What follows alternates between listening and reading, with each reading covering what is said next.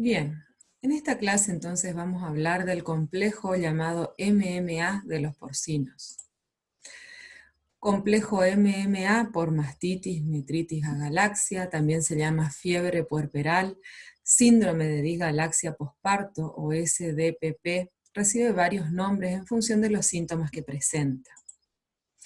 MMA es por, como dijimos recién, metritis, infección del útero, mastitis, infección de las glándulas mamarias, y agalaxia en las cerdas recién paridas. La etiología de este complejo son enterobacterias y bacterias asociadas. Dentro de las enterobacterias, la principal es la Escherichia coli, también tenemos Enterobacter, Citrobacter, especies de Klebsiella que dan cuadros más graves. Son todas bacterias gram negativas y sabemos que actúan a través de sus toxinas. Y dentro de los gérmenes asociados tenemos Actinobacillum, Pseudomonas, Proteus y también otras bacterias que son gram positivas como Enterococcus y Streptococcus fecalis, varias especies de estafilococos, entre otros. Entonces por eso es un complejo de bacterias y también de factores predisponentes que tienen que ver con la presentación de esta enfermedad. En cuanto a la epidemiología, podemos decir que la distribución es mundial. En todas las explotaciones porcinas de cría puede existir un 10 a un 12% de cerdas que presenten este síndrome, aunque el rango puede ir desde 0,5 hasta un 50% si las condiciones de explotación no son las adecuadas y favorecen la presentación de esta enfermedad. Esta es una enfermedad que causa una mortalidad muy baja en las madres, pero sí causa muchas pérdidas en los lechones, donde la mortalidad puede ir desde el 20 al 55%, y además va a causar bajas ganancias de peso de los que sobreviven. Por lo tanto, las pérdidas económicas que derivan de tener una gran cantidad de animales afectados con síndrome de MMA son importantes para cualquier explotación porcina de cría. La fuente de infección es la flora intestinal de la propia madre, también la flora oral de los lechones que han tomado contacto, por ejemplo, con un ambiente contaminado o con la piel de los pezones de la madre también contaminados. Y todo esto deriva entonces de una falta de higiene. El vehículo de eliminación son las heces, la orina y las secreciones. La vía de transmisión va a ser directa por contacto directo o indirecta cuando se recuperan los gérmenes desde el ambiente. Y los huéspedes susceptibles son las cerdas lactantes.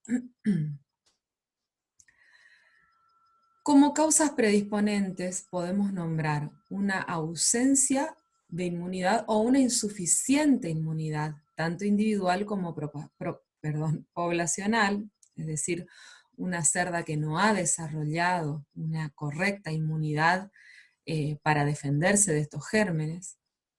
El estreñimiento, por ejemplo, por el mal manejo de la alimentación antes y después del parto en la cerda que está en su periodo de parición. La falta de higiene y de vacío sanitario, de la misma manera que cuando hablábamos en colibacilosis, acá pasa lo mismo.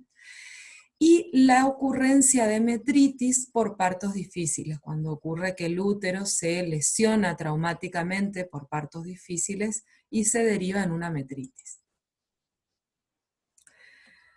Entonces, cuando hablemos de cómo se transmite esta enfermedad, decimos que las bacterias, sobre todo las enterobacterias, van a multiplicarse en los intestinos y ya sea por sangre, que sería una vía endógena, o por una materia fecal que va al ambiente y desde el ambiente vuelve, esto sería una vía exógena, van a llegar estas bacterias a las mamas, al útero y a la vejiga, produciendo allí entonces la infección. Una vez que llegaron a los lugares donde infectan, va a haber una producción de endotoxinas bacterianas. Esta producción de endotoxina causa la liberación de mediadores químicos, que a su vez producen cambios vasculares, celulares e inflamación. Esto hace que aumente el cortisol y haya una interferencia en la liberación de prolactina y también de oxitocina, y de esta manera se produce una mastitis, una metritis y una agalaxia. ¿Cuáles son las manifestaciones clínicas de esta entidad? La metritis se va a manifestar por una disminución del apetito de la cerda, que también puede ser fisiológico luego del parto, por lo cual hay que estar atentos para determinar si esta disminución del apetito se extiende más de lo normal. Va a haber una temperatura corporal elevada entre 39,2 a 40 grados y medio, un flujo vaginal mucopurulento que también debe diferenciarse del flujo vaginal normal que sucede después del parto. El flujo vaginal normal, que es los loquios, los restos placentarios y de líquidos derivados de la gestación, que no van a tener este color mucopurulento. El tono mucopurulento es lo que nos indica que ya hay bacterias infectando este útero.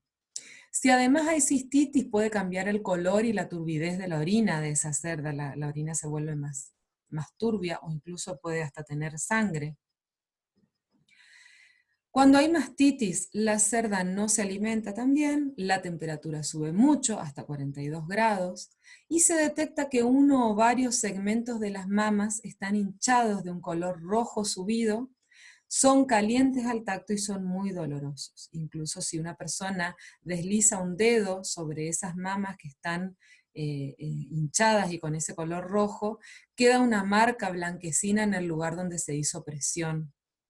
La leche puede presentar un color rojo amarillento, puede tener algo de sangre y olor fétido, y estas hembras que tienen mastitis van a rechazar a las crías por el dolor.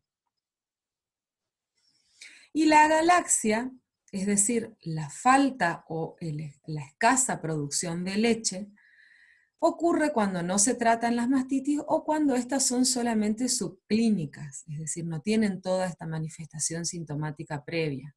Entonces, en el caso de la galaxia, solo vamos a detectar los cambios en los lechones. Y a los lechones se los va a ver letárgicos por falta de energía, porque el lechón en los primeros 2 o 3 días de nacido no tiene la capacidad de generar su propia glucosa para obtener energía. Necesita sí o sí obtenerla de la leche materna. Y si está consumiendo una cantidad insuficiente, el lechón nace vivaz, pero después con el paso de las horas y de los días empieza a ponerse letárgico porque le falta energía. Entonces tampoco hay una búsqueda activa de los pezones para poder mamar. Hay un desbaste, es decir, bajan muchísimo su peso dentro de las 72 horas de nacidos. Se nota que intentan mamar, succionan por un tiempo prolongado, pero sin resultado, y entonces hay chillidos que indican que el animal está con hambre, está con apetito que no se satisface porque la hembra no tiene producción de leche. En esta fotografía se ve una actitud que es lo esperable, que es lo normal en una cerda con sus lechones recién nacidos. La cerda está tranquila, recostada sobre su costado, y los lechones están todos ellos prendidos cada uno un pezón y mamando sin mayores inconvenientes. En esta fotografía se puede ver, esta es la vulva de una cerda con un flujo vaginal purulento indicativo de metritis. En esta otra fotografía se ve una mastitis muy grave y se nota que este es el segmento de la cadena mamaria que está más afectado y que los lechones no pueden utilizar estos pezones. Entonces ellos, lo primero que se ve es que hay muy poquitos lechones, hay nada más que 5 mamando de esta hembra y que están mamando de los lugares donde las mamas no están afectadas, porque la hembra no los va a dejar tocar siquiera estos lugares porque le duelen muchísimo. Esta es una actitud también que debe llamar la atención en una producción porcina porque se ve a los lechones, en lugar de estar mamando, uno puede ver unas glándulas enrojecidas e inflamadas y los lechones apiñados arriba de su madre buscando darse calor porque por la falta de energía también empiezan a tener hipotermia. O en esta otra fotografía que la hembra tiene las mamas tan inflamadas, tan gravemente afectadas, que se nota que no los deja tocarla, entonces los propios lechones se apiñan entre ellos también buscando obtener calor. Entonces, el diagnóstico, ¿cómo se va a basar el diagnóstico de esta patología? El diagnóstico clínico lo vamos a hacer en función de la anamnesis, buscando recuperar, como siempre, datos que nos indiquen factores predisponentes, los síntomas clínicos y las lesiones, que es lo que vamos a observar en el momento de la visita al establecimiento.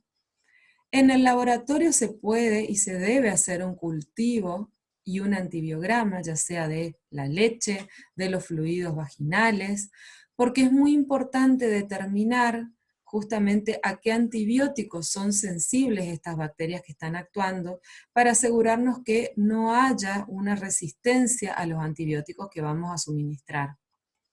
Y los diagnósticos diferenciales habitualmente no son necesarios dada lo típico de esta patología.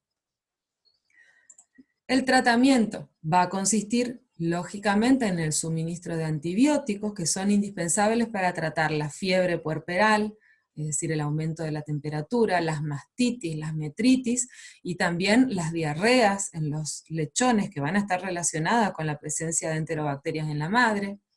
Se puede dar una grandísima variedad de antibióticos: amikacina, amoxicilina con clavulánico, ampicilinas, cefalosporinas, quinolonas, penicilinas, sulfas y una larga lista de antibióticos, pero siempre deberíamos elegirlos según el resultado de un antibiograma que nos indique cuál o cuáles de los antibióticos son los que están actuando para estas cepas de enterobacterias que tenemos en la explotación. Se puede hacer lavajes uterinos con soluciones antibióticas antes de que se cierre el cérvix, esto es inmediatamente después del parto, se puede hacer lavajes del útero. Se puede utilizar oxitocina, que va a promover el vaciamiento de los alvéolos mamarios y también el peristaltismo uterino e intestinal, y de esta manera también se van a vaciar estos órganos para poder a la vez con este vaciamiento eliminar la alta carga bacteriana que está actuando en este lugar. Se pueden suministrar AINES o corticoides, es decir, antiinflamatorios no esteroides o corticoides, para reducir los efectos de las endotoxinas bacterianas. Localmente se puede ordeñar a las cerdas con mastitis y colocarle pomadas para reducir la inflamación de las mamas, hacer masaje y malaxado de todo ese contenido que está acumulado dentro de las mamas con mastitis. También se puede dar dosis bajas de diurético para disminuir los edemas y promover un bienestar de la cerda, y que de esta manera permita a los lechones alimentarse también. Y por supuesto, buscar reubicar a los lechones hijos de estas madres afectadas con otras cerdas nodrizas, o proporcionarles un sustituto alimenticio que les genere la nutrición que no van a estar obteniendo de la cerda con agalaxia. Con respecto de la profilaxis de esta enfermedad, la limpieza, desinfección y el vacío sanitario deben ser permanentes mientras se estén usando las parideras. Como ya hemos explicado en otras ocasiones, la limpieza a fondo y el vacío sanitario y la desinfección cuando se aplica la norma todo dentro, todo fuera. Se puede dar antibióticos también 3 o 4 días pre y posparto a la hembra, pero esto, como decíamos en otras clases, no va a sustituir un buen manejo y una buena higiene. En cuanto a la alimentación, es de uso común la reducción drástica de la ración de la cerda poco antes de la aparición. Esto hace que la cerda encuentre sus intestinos no tan cargados, y de esta manera no se elimina tanta bacteria al ambiente que lo contamina, sobre todo para los lechoncitos recién nacidos y para ella misma, cuando todavía tiene el cérvix uterino abierto, cuando pueden ingresar por los esfínteres de las mamas las bacterias. Hay que promover el ejercicio, la movilidad de la cerda antes del parto. Lavar y desinfectar la piel de las mamas con una solución yodada antes del momento del parto. Eliminar las cerdas que ya han presentado el síndrome anteriormente, porque se sabe que son cerdas que por las metritis van a estar predispuestas a la infertilidad y además van a ser una fuente de infección para otras cerdas de la explotación. En caso de partos lentos, colocar oxitocina y hacer un lavaje del útero con antibióticos luego de la aparición para prevenir la metritis. Y proveer de temperaturas adecuadas y diferentes para la madre, que lo ideal es que ella esté a 22 grados, y los cerditos que tienen una temperatura óptima de 30 a 34 grados. Esto se logra con una paridera que tiene una temperatura controlada y un lugar específico donde hay una fuente de calor para que los cerditos puedan obtener esa temperatura que necesitan para estar vivaces y de esa manera también mamar normalmente. Aquí se puede ver cómo se hace a través de un lavaje el tratamiento del útero después del momento del parto, como decíamos, para prevenir las metritis. Esta es la bibliografía que se utilizó para la clase y que van a tener disponibles en el aula virtual. Buenos días.